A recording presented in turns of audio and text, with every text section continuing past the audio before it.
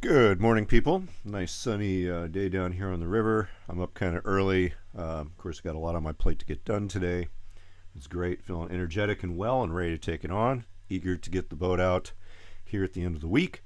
And so far, the forecast looks pretty positive. We hope to, like I say, slam up the coast a couple hundred miles and kind of get into halibut territory and see what we can do.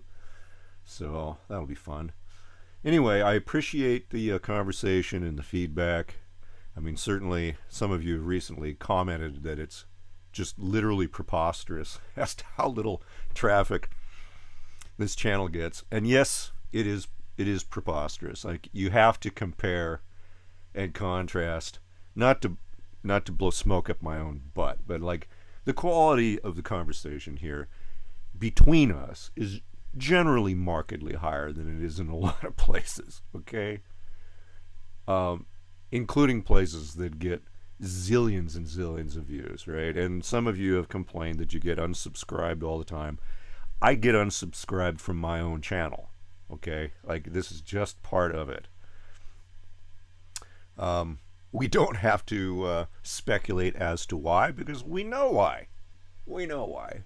We're approaching information in a manner that is not useful to well, certainly YouTube, because YouTube is a for-profit platform, and there's really little product placement here. So why would they waste the bandwidth on what we're talking about, right? Seriously.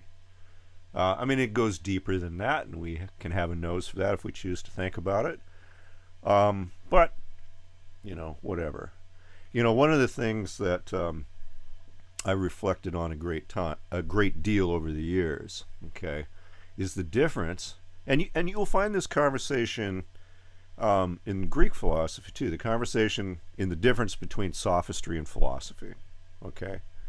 And that's been defined and spun a couple of different ways. For myself, considering myself a philosopher, all right, in spite of the guy that works with his hands and works in a shipyard and all the rest of it, philosophy is, for me, a process and a path of growth. It's a practice. It's something I've done for most of my life. As that, I view it as a practice, and one that I expect to net real results in how I live my life and what my life looks like. The kind of philosophy, quote unquote, that I am interested in is that challenges my ideas and that provides me new perspectives, and that gives me actionable solutions, things that I can actually do to live my life differently than yesterday. That is an uncommon trait. And if you share that with me, awesome. Most people are interested in sophistry, meaning that they are individuals that are comfortable or too timid to challenge their own status quo. And what they do is they seek people who very often appear to them to be more credentialed than themselves, who then, in a more educated form of lingo, regurgitate the ideas that they already hold to them, and for that service, they're more than willing to pay a fee, right? You can really tell whether you're encountering sophistry or philosophy, because philosophy has a transcendent aspect to it. You learn and you change and you overcome things. If you're not learning, changing, and overcoming things, you are not practicing philosophy. But you have to desire that. You have to desire the opportunity to be presented with new information. If you rather desire a lifestyle of confirmation of the views that you may have held as a child, because anything else makes your tummy upset, well, sophistry is your thing. And sure, especially on YouTube, there's way more money in sophistry, and the audience is radically larger than it is for philosophy, but that's always been the case. So if we choose to think about sophistry versus philosophy in the context of the last video about overcoming anxiety, that may provide additional context as to why I find that particular view so helpful. The idea that anxiety stems from a sin of hubris, meaning that you are overly and disproportionately confident about your ability to navigate the future. It is a erroneous view. It's a fault. It's a character defect, not necessarily an affliction. It's a lack of modesty about your ability to understand what actually is good for you. And while on the surface that may seem relatively nuanced, if you reflect deeper, you find that it's astonishingly actionable. For example, like I meet many, many people who desire, for example, to take up a life on a cruising sailboat. And often they come at it from two completely different points of view. And very typically, often it's people of affluence that go one way, and it's people perhaps of less so that go another way. That's an aside. But let's say that you're setting up a sailboat to sail to Fiji or something that involves, a sensible, reasonable, and, somewhat risky exposure to things, right? Well, there's a couple of ways of approaching that. Anxious people have a tendency to really focus on aspects of control of the future, meaning that they invest highly in widgets, electronics, tons of safety gear. They're very fastidious about keeping everything absolutely spanking brand new. They have mountains of spares of everything on board. They take every possible class they possibly can. They have duplicates of this, that, and the other thing. They have subscriptions to satellite radio. They have EPIRBs, life rafts, on the whole bailiwick. Okay, so just this massive, massive investment in all of these devices and externalities that they envision because they are concerned or they worry or they are anxious about what might happen on the trip to Fiji, that they hypothesize all these scenarios and they acquire externalities which then they believe will contribute to controlling the situation in the future, which they may face. Okay? The problem with that is almost inevitably the thing that actually happens to you is something that you could not have foreseen. Certainly, it's very, very important to undertake a fastidious attitude towards preparation, but there comes a point in which it starts to become compulsive. Okay? It becomes not a preparation for readiness, but an attempt to try to manipulate and control the future, which you cannot do. And you will also find that if you acquire life rafts and fancy electronics and all these gigas and widgets, they with themselves bring their own risks and hazards. It's like the EPIRB just stops running because its battery craps out. Well, what do you do then? Get a spare EPIRB and a spare battery?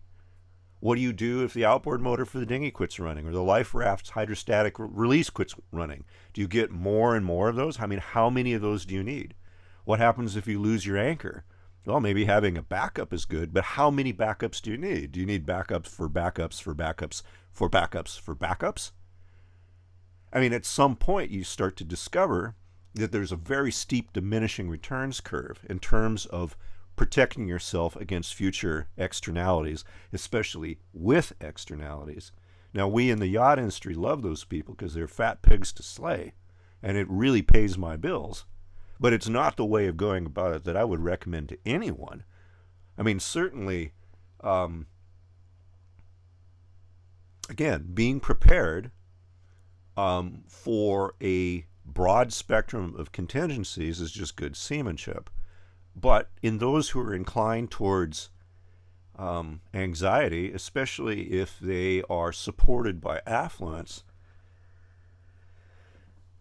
it can get dangerously close to neurosis. And in a lot of cases, it's been the end of trips for people because they simply couldn't get enough preparation done for all the imaginary scenarios out there that they imagined they might see.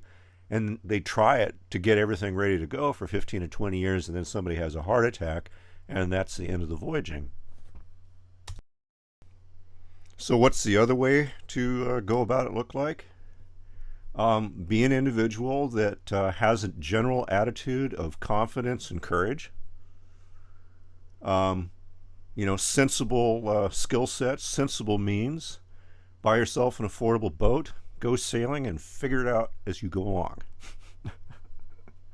When you encounter the need for something in the future, provide it for yourself. If that situation doesn't present itself for you, don't worry about it. I mean, certainly, again, you will discover that there are people at the spanky yacht store that'll tell you to do it another way. Generally, people who are doing it another way. But honestly, the most successful sailors I know, including myself, are people that just jumped in, got started very modestly, looked at it as a path, not a destination, had very little in terms of expectations, had the courage and the confidence that they would confront the issues that they would encounter along the way. I mean, those are the people that put miles under the keel, right? But again, that isn't going to give you a lot of product placement. So, like, you're not going to hear that message wildly broadcast across the internet because, well, what kind of ad do you place for that? But that's just an example of the attitude of a way to confront life. You can try to do it from an attitude of control, based in a false understanding of how the world really works, assuming that your ability to control events is a lot higher than it is, especially because you feel that you are successful because of what you've done in the past, which is probably untrue. It's a real trap. As opposed to people that are simply engaged and open to possibilities, and their expectations are modest. That too becomes reflexive, and the more one flexes that muscle of adaptation and embracing the future, whatever it looks like, well, those people go far.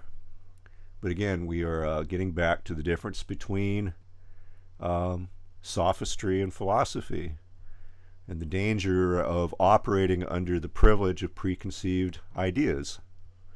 Well, around here, I hope that I try very, very hard to keep it strictly philosophy, strictly actionable, and actionable in such a sense that I can actually say, yes, this is a technique that has worked well for me. This is something I do. It's not hypothetical, and I'd like to share it with you.